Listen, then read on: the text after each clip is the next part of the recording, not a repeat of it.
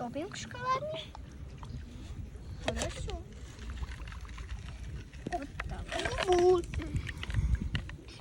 Что не сильно топинг? Сень, ты опять пошел? Ну все, мама, ну зачем?